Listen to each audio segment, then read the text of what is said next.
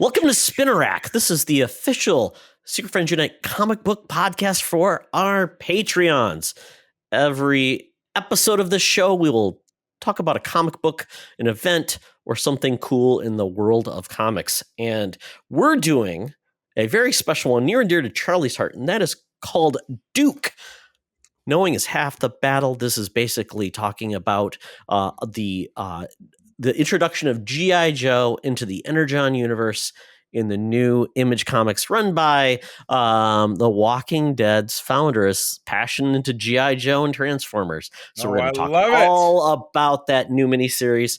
It's one of our newer miniseries we covered. Typically, we don't do new books, so we're very excited about it.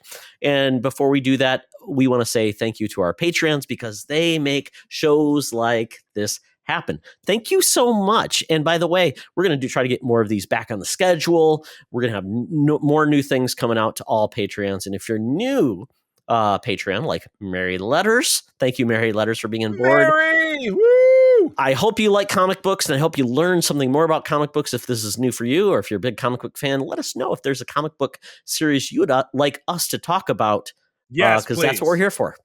Absolutely correct. But yes, if you're over, as you already know, you've signed up, so I don't need to give the pitch, but I want to give some love to John Sedorf, the awesome Phoenix Sisters Entertainment, Brendan Myers, Corey and HD, Matthew Keogh, and the fantastic Nias family out there in the Twin Cities, Sean, Stella, and Henry. We are grateful for you. And if you are listening to this in the distant future on our free feed and would like to visit patreon.com/Secret Friends Unite, just like Mary Letters, you can have a free 7-day trial where you can listen to not only this great bonus content, but obviously ad-free versions and early versions of our regular podcast. There's so much to discover. So let's talk about the Jack Bauer of action figures. That's all I thought about watching this, because Duke is just this unstoppable killing machine in this. I love it. And April and I are watching 24 right now, which is one of my favorite old shows. And it's like, he's Kiefer. He's Kiefer. Duke is Kiefer. They missed a window to do that. But yeah, I got a question, Charlie. Yeah. Got a question. Yeah, please. Yeah. So the character of Duke, also Conrad Hauser. Yes. Do we know why he got the nickname Duke? Like John Wayne, was it that? The Duke? I'm thinking back to his file card, which is, the character itself was a little, most of your G.I. Joe Real American Hero characters in the action figure line that started in 1982, and I've talked extensively about that series and its founding, yada, yada, yada, were crafted and written by author and artist Larry Hama. He does not really touch upon why he's Duke. I get the feeling it's probably based around exactly like you said, like John Wayne, the big hero, the big, the main dude. Because that's who Conrad S. Hauser is. He is the top shirt, the top enlisted man, the enlisted field leader of the G.I. Joe team. Todd had come from a military background. You understand how important that is, being your top dude. Yeah, I was trying to figure out his rank when I looked at it, and they show, I just looking at IMDb on Duke, there are several different versions. So he's been an E8, a first sergeant. He's been an E9, a sergeant major, which is the top enlisted member of the Army. I think the E8 is the most consistent, because really, even on the file card for the figure, Duke was a mail away figure in 1983, because the character debuted on the first G.I. Joe cartoon miniseries in 1983, which was simply called. It was the one about the mass device. It was the mass device one. Yes. So he was a mail away character, came out as a carded figure in 1984. So obviously the character's been around since 1983. Which is when his file card was written. But yeah, he was an E8 at that time. First Sergeant was the name of his character, because every character had, especially he was First Sergeant, codename Duke, and then you get his Conrad Hauser, and it says primary military specialty, secondary military specialty, place of birth, rank. Got it. And he actually was an 06 in the IDW comics. Interesting. So they made him. They gave him Hawk's job. Hawk is the general, he starts out as a colonel, general, and then then becomes a brigadier general later on in the Marvel Comics series. So yes, which is not uncommon to have high-ranking enlisted lead teams and things like that. Right. Typically, there is a ranking officer that's in charge of everything in G.I. Joe. Yeah, That was Duke. We didn't have right. General Hawk show up that often. So, Yep, and so exactly I don't correct. Yeah. know of anybody else's ranks in G.I. Joe. I never do. Well, Never knew the ranks. they're all on the file cards, and most people were basically in E3, 4, 5, or 6. All of those characters, so they were all had been in for a little while. Because GI Joe was supposed to be an elite force of all of the United States military, which always really rubbed me the wrong way. Including Quick Kick was part of the great martial arts forces. Exactly. It always drove me nuts when they tried to make G.I. Joe an international fighting force in the stupid 2009 movie, just to be like, we want to appeal to international audiences. And it's like, G.I. Joe is a real American hero. Let's not, you don't need to mess with that part. He's an MRE that goes to battle. An MRE, what, meal ready to eat? Meal ready to eat, yep. He's the spaghetti in a pouch. They made lots of those jokes in the comics. Ham and lima beans was always the ham omelet. Oh my god. Anyway, the pitch of the story is the story you've never read before, the origins of G.I. Joe and Cobra in a world grappling with the arrival of the Autobots and Decepticons.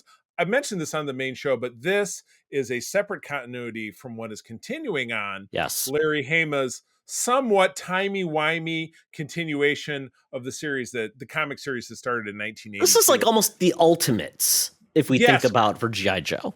Correct. So anyway, it continues when Conrad Hauser, codename Duke, as we've been talking about, investigates the mysteries behind the Transformers. The answers will lead to the birth of forces of good and evil that the world has never imagined. This is kind of bland. Doesn't really touch on any of the good stuff, but whatever. Duke is the first of 4 G.I. Joe limited series. I've been reading them all because Duke is followed by Cobra Commander. Both of those series have concluded, and now Scarlet and Destro are currently running. But yes. Beautiful fresh take on this.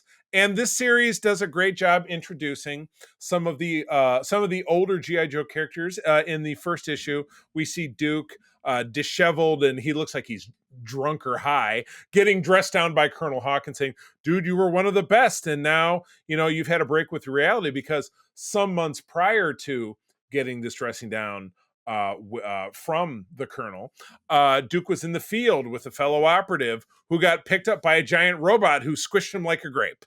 And when Duke came back, all the government would do was gaslight him. They said he was crazy, you didn't see what you saw, any evidence of it got erased.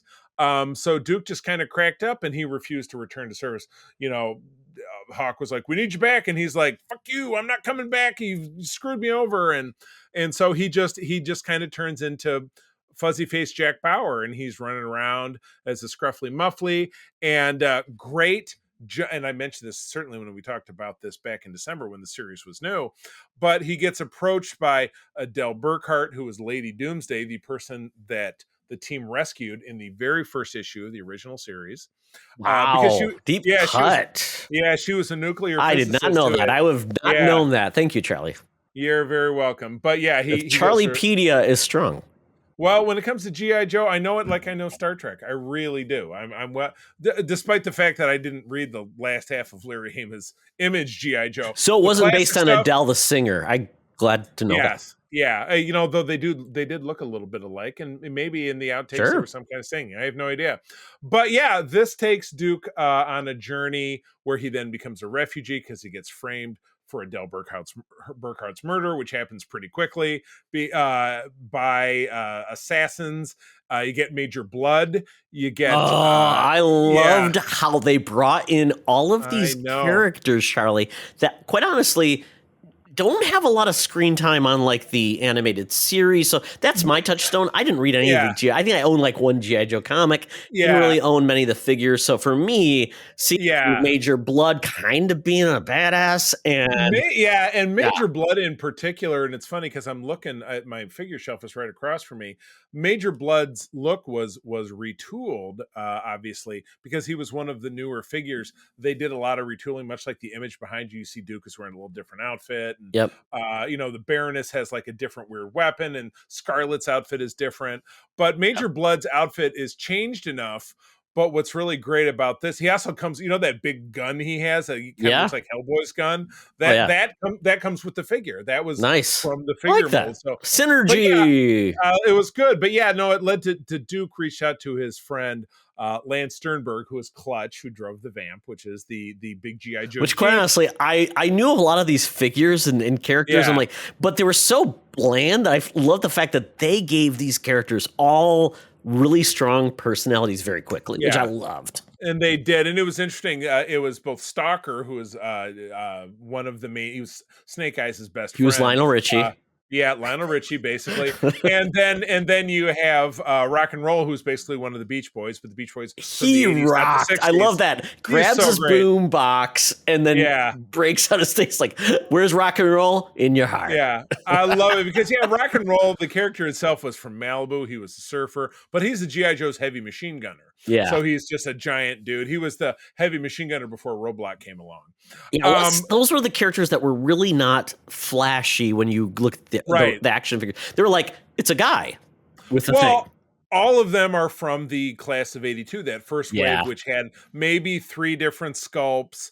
The body they were just all painted differently. Yep. So it was before they really started to, because the G.I. Joe line took off like nobody's business. So that's how we got the biggest toy ever made, which was the USS Flag, because it's before they became the Village People. G.I. Joe figures sold tens of millions of dollars in a 3 or 4 year period. It was probably, not to knock on Star Wars, one of the biggest figure lines of all time. I mean, we didn't get a life-size Death Star. We got a to scale aircraft carrier. G.I. Joe became what it was because of Star Wars, right? What are they doing? We need to compete with them. And it's like, oh, we're going to make little guys versus like Barbie size guys. Yeah, exactly. So they just absolutely crushed it. But yeah, from this series, we go to see Duke and his gang get locked up. And it's really cool because it's in the pit, which I thought the pit, which was G.I. Joe's original headquarters. And the line is, well, I thought I got decommissioned back in the 80s, which is funny because it's Guantanamo. That was G.I. Joe's original headquarters. It didn't get decommissioned and it got blown up, so it wasn't there anymore.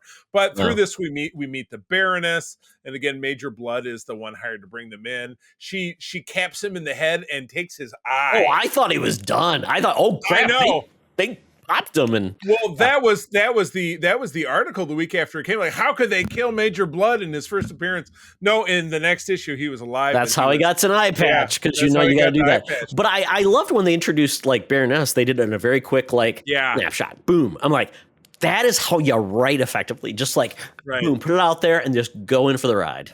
Yeah, like I said, and even though Duke is bloodied, he's been shot a bunch of times, had his ass kicked over and over again, and he still tells the Baroness, he reads her dossier because he's like, I looked you up, he's just like Jack Bauer. He is just, totally nailed it. So I absolutely loved all that. Obviously, the story moves forward. Our people escape. The Baroness disappears, obviously, to come back at some later time.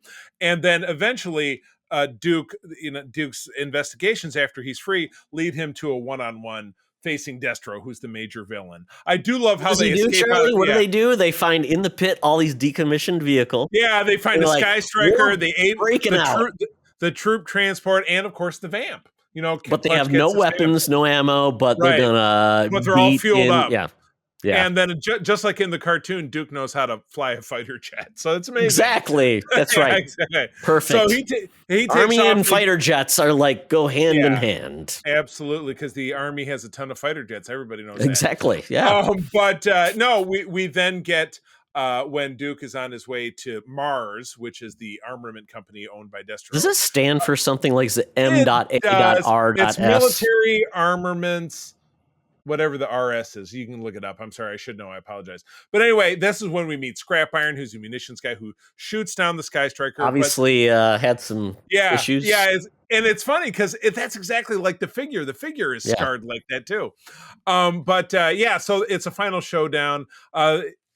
The only non-classic character we get in here is the Battle Android Trooper, which came later in the G.I. Joe series. Everything else you see, and they were cool. I liked it. I like the fact they were having a hardcore battle. I love that. Duke made me very smile by tearing its head out. So at the end of the series, once Duke has kind of proven that this was all orchestrated by the villains and all this different stuff, they finally bring him back into the fold and said, and Hawk says, I'm starting a special team. Our real headquarters is in the desert, which is where the third pit was in the Utah desert under 3 Quonset huts. That was the pit. And then that's where they're going to kick off this series that we're getting in November. Is that where they found the Mormon scrolls? You bet. Yep. Digging in the desert. And it said, here is the pit. I love that. Absolutely fantastic story. And again, the creative team is Joshua Williamson, who has written for both Superman and Batman, and Tom Reilly, who's done The Thing and Ant-Man. So a very well-rounded creative cast. Yeah. Great synergy of like taking a good story, re-kicking it off. Yep. It feels modern. It was very cool. Yeah. Good writing. Yeah. Introduction of these classic characters in a new light. I loved what they've done. This whole Energon universe feels like, wow, these franchises are in a good spot. It's good stuff. Yeah. So please go out to your local comic shop. They probably have all 5 issues. As Todd mentioned, this has been collected into a trade, which is called Knowing is Half the Battle. We both read it on Kindle. I bought it. Todd bought it.